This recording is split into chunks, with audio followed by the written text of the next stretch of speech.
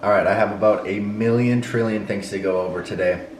A lot has happened since the last video, and I don't think I've shared it with the YouTube audience yet. But first things first, finally got the discount code for Creatures of Habit, the 30 grams of protein oatmeal that I eat every morning, because I am a creature of habit.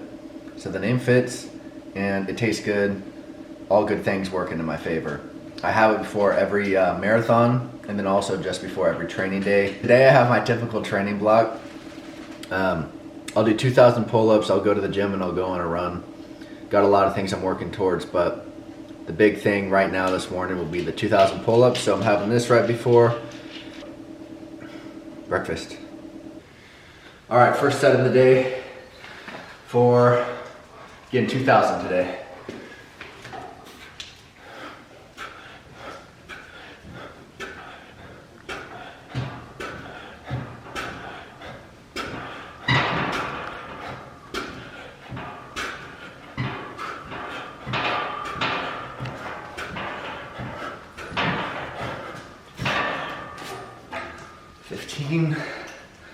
And now I just have 1,900 some. A lot of controversy around the pull-up record these days, a lot of misinformation. People still think that Goggins has a record. People still think that I have the record. People think that all these Americans have it, but in reality none of them have counted. This one's fucking mangled. God, I don't know why your pinky looks like it's gonna fall off. Yeah. Like it could just fall on the floor. All I can say is that you need to get it verified by Guinness. Unless Guinness's site says your name, how many reps you did, and the date, it doesn't count. It's just for fun. And I'm sorry, I hate to break it to you, but that's the way it goes, and that's why you turn in the evidence and you have a third party tell you that you got the record or not. Which is what I had to do last year, but I announced right here actually, I haven't shown people the pull-up bar, but Sornik's pull-up bar, I announced a couple weeks ago that Caine Eckstein, he holds the record for the 1 hour, and he had the 8 hour, and he's had the 24-hour record before. When we announced it, we did a UFC face-off, and I couldn't stop laughing. I'll show the video there.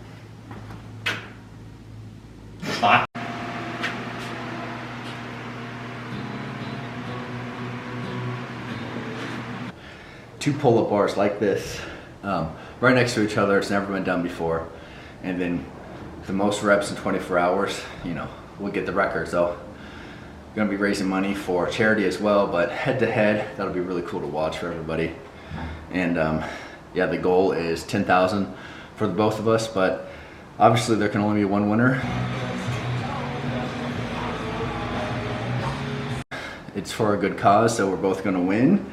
But there's one winner, and that's what getting a record is all about. So that's why I'm training right now, and that'll happen sometime early March is what I'm thinking. So up until now to then, a lot of reps, a lot of pull-ups, and that's what we're doing today. 2,000 down the gullet, to the gullet, down the hatch rather, and yeah, so inching closer and closer to that goal.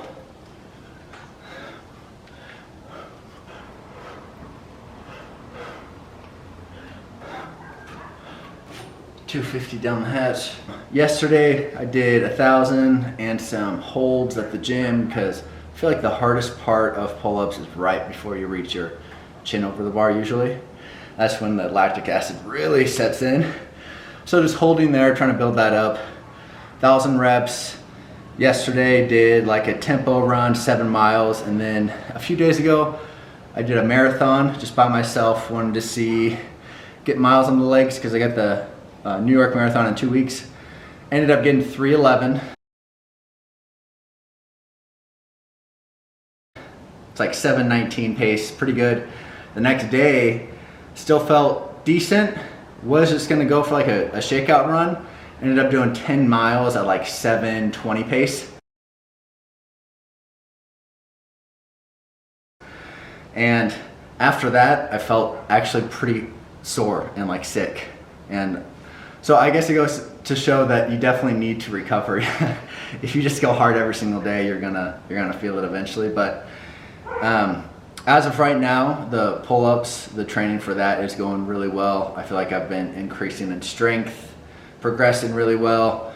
I got the 2,000 today, and the biggest issue was the mental hurdle, because you're here for at least like 4 hours-ish doing the same thing, but I've been here before, so I know that I can do it.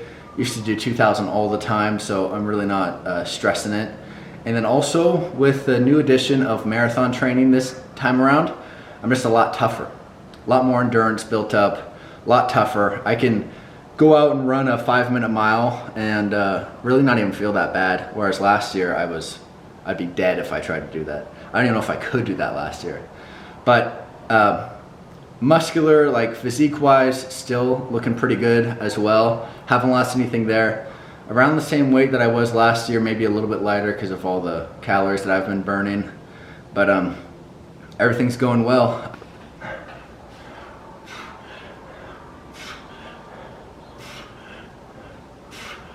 First things first, flex. Musculature, not bad for doing a lot of pull-ups and a lot of running. Here's my hands, if I can get close enough with it staying in focus. There we go. Calluses. Callus in the mind, callus in the hands, callus in the body. 1,000 pull-ups, halfway on this training day. And then going to the gym, got to go on a little run, shake out the legs. Again, chasing after a lot of different things. But right now I'm gonna go grab something to eat real quick, then come back and finish the rest of the 1,000. Also gotta take my dog for a walk. But feeling good, feeling strong. Let's go. On the infamous dog walk right now. About 1 mile, usually goes for about 20 minutes. 16 if my dog doesn't stop and sniff every single thing under the sun. But yeah, nice little break and then back to business. If you want to be the best in the world, it's something you gotta not be like everyone else. You can't train like everyone else. So that's what we're doing today and really every day of my life so far in these last few months. But I wouldn't have it any other way. It's really fun for me, and I like to progress like that. So let's go. So this is me after a 1-hour gym session, 2,000 pull-ups, and I still gotta run. I run 6 to 7 days a week. Lift 6 to 7 days a week, pull up 6 to 7 days a week, eat just about the same thing every single day. Yeah, so now it's time to go home, get some food in me, probably have a stem-free pre-workout from Transparent Labs. No caffeine this late in the day. I can't do caffeine that late or else I'm up all night and I need sleep to recover. And then yeah, got to get in like a 3-mile run. So a little bit less than what I normally do, but should be good to get some miles on the feet, get the blood going, and then it's like active recovery for me, so feeling good. Let's go. All right, this is super annoying, but my neck, if I go out in the sun for like 10 seconds, it's October, mid-October, if I go out in the sun, even with this low UV, I get absolutely fried. Ever since I went on Accutane for my acne, which I had really bad from high school through college, fixed my acne, made me so sensitive to the sun. I stand outside and even if I have sunscreen on, 10 seconds, absolutely fried like this. Stupid. Anyway, lifesaver with all this sweating is these guys. It's Transparent Labs new hydration product. Has a bunch of electrolytes and it actually tastes good. Like there's a lot of electrolyte powders that taste like garbage. They taste too salty or whatever. This one actually tastes good, and then it uses natural sweeteners, stevia, instead of the artificial like sucralose or aspartame. So check these guys out if you too are also sweating a lot. It makes you feel good, and I don't have to deal with cramps, because when you're cramping with either running or doing pull-ups like in your forearms, you're just not going to perform at the level that you should. So these guys. Just wrapped up the 3-mile run. Nice and easy. About like an average pace of 9:50, so like 10 minutes a mile.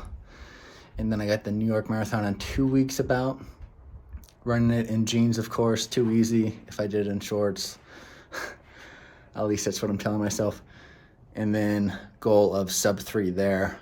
You have like a net gain of like 900 feet, so it's actually kind of hard to go fast there, but I'm in pretty good shape. I would say best shape maybe ever in my life.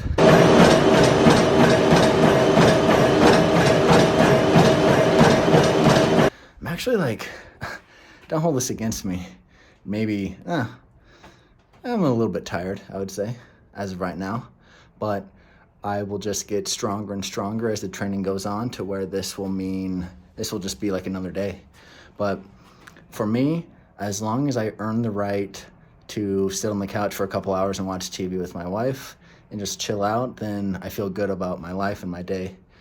That's the biggest thing for me, is like knowing that I gave it my all that day, and then I just get to enjoy it, relax, and then get ready to go after it again tomorrow. So that's my life, and I won't have it any other way. But so that's my training, and I will talk to you guys later.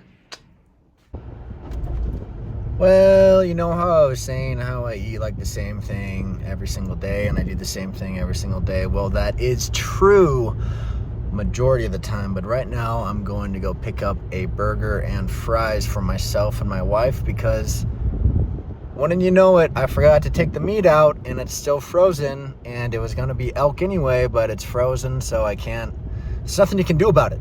You don't want to put steak in the microwave either to thaw it out, because then it's just freaking nasty. It's like slightly cooked and then it's like rubber. And one more thing that I will say, since I mentioned acne and Accutane, my acne was so bad that I had to go on Accutane 2 times, because they were like, dude, what the heck is wrong with your face? Your acne is so strong that you got to do it twice. And then so not only that, but there's like a very rare side effect that like 0.0001% of people have, which is your head hair falls out. And wouldn't you know it, I was one of those lucky people. And it was actually really funny, because I had to go and get Rogaine at the young age of like 20 something. Anyway, that's my TED Talk. Accutane's good for the most part if you don't want acne, but bad if you want anything else in life. Anyway.